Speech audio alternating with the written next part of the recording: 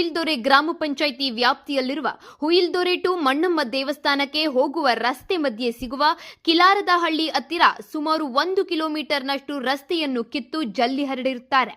ಇದನ್ನು ಕಿತ್ತು ಸುಮಾರು 5 ರಿಂದ 6 ತಿಂಗಳಾದರೂ ತಲೆ ಕೆಡಿಸಿಕೊಳ್ಳದ ಪಿಡಬ್ಲ್ಯೂ ಇಲಾಖೆ. ಟೆಂಡರ್ ಪಡೆದ ಗುತ್ತಿಗೆದಾರನಿಂದ ಬೇಜವಾಬ್ದಾರಿ ನಡೆ. ಈ ರಸ್ತೆಯಲ್ಲಿ ದಿನನಿತ್ಯ ಅನೇಕ ವಾಹನಗಳು ಸಂಚರಿಸುತ್ತಿದ್ದು, ವಾಹನ ಸವಾರರಿಗೆ ತುಂಬಾ ತೊಂದರೆಯಾಗುತ್ತಿದ್ದು, ಸಂಚರಿಸುವವರಿಗೆ ಈ ಧೂಳಿನಿಂದ ನೆಗಡಿ, ಕೆಮ್ಮುನಿಂದ ಆಸ್ಪತ್ರೆಗೆ ಅಲೆದಾಡುವಂತಾಗಿದೆ.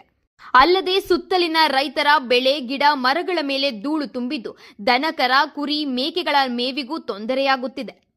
ಇದಕ್ಕೆ ಸಂಬಂಧಪಟ್ಟ ಶಾಸಕರು ಇತ್ತ ಕಡೆ ಗಮನ ಹರಿಸಬೇಕು. ಇದರ ಅವ್ಯವಸ್ಥೆಯ ಬಗ್ಗೆ ಪಿಡಬ್ಲ್ಯೂ ಇಂಜಿನಿಯರ್ನ ಕೇಳಿದರೆ ರೋಡ್ ಕಾಂಟ್ರಾಕ್ಟರ್ನ ಮೇಲೆ ಹೇಳುತ್ತಾರೆ. ಈ ಬಗ್ಗೆ ಕಾಂಟ್ರಾಕ್ಟರ್ನ ಕೇಳಿದರೆ ಉಡಾಫೆ ಉತ್ತರ ಕೊಡುತ್ತಾರೆ. ಇಂತಹ ಬೇಜವಾಬ್ದಾರಿ ಕೈಲಾಗದ ಕಾಂಟ್ರಾಕ್ಟರ್ಗಳಿಗೆ ಟೆಂಡರ್ ಕೊಟ್ಟು ರಸ್ತೆಗಳನ್ನು ಹದಗೆಡಿಸದಲ್ಲದೆ ತ್ವರಿತವಾಗಿ ಪೂರ್ಣಗೊಳಿಸದೆ ಸಾರ್ವಜನಿಕರಿಗೆ ಅನೇಕ ರೀತಿಯಲ್ಲಿ ತೊಂದರೆಯಾಗುವಂತೆ ಮಾಡುತ್ತಾರೆ.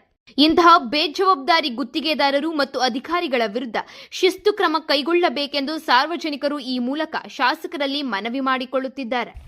ಯಜಮಾನ್ರೆ, ಯಾವ ಊರು ನಿಮ್ಮದು? ಕಿಲಾರದಹಳ್ಳಿ. ಈ ರಸ್ತೆ ಎಷ್ಟು ದಿನ ಆಯ್ತು ಈ ಜಲ್ಲಿಹಳ್ಳಿ PWD-ನವರು? 4 ತಿಂಗಳು ಮೇಲೆಗೆ ಸ್ವಾಮಿ. 4 ತಿಂಗಳು. ನಿಮ್ಗೆ ಓಡಾಡಕ್ ತೊಂದರೆ ಆಗ್ತಾ ಇಲ್ವೇ? ತೊಂದ್ರೆ, ಧೂಳು ತುಂಬಿ, ಆದ್ರೆ ಗಲಾಟೆ ಬೇರೆ, ನಮ್ಗೆ ಕಾಯಿಲೆ ಕಾಸಲ್ಲಿ ಬಿಟ್ಟು ಒದ್ದಾಡಿ ಕುಂಡ್ರಿ ಎಲ್ಲ ಸಿಗೋದ ನಾವು. ಹೆಂಗ್ ಹೇಳಿ, ಸರ್ಕಾರದಿಂದ ಏನ್ ಮಾಡಿದ್ರೆ ಸೌಲಭ್ಯ ನಮ್ಗೆ ಹಿಂಗಾದ್ರೆ ಹೆಂಗೆ ಸ್ವಾಮಿ? ಅವಾಗ ಚೆನ್ನಾಗಿತ್ತು ರೋಡ್ ಕಿತ್ತಾಕ್ಬಿಟ್ಟು 3 ತಿಂಗಳಿಗೆ ಹಾಕ್ತೀವಿ ಅಂತ ಹೇಳ್ಬಿಟ್ಟು ಹಾಕೇಳಿಲ್ಲ.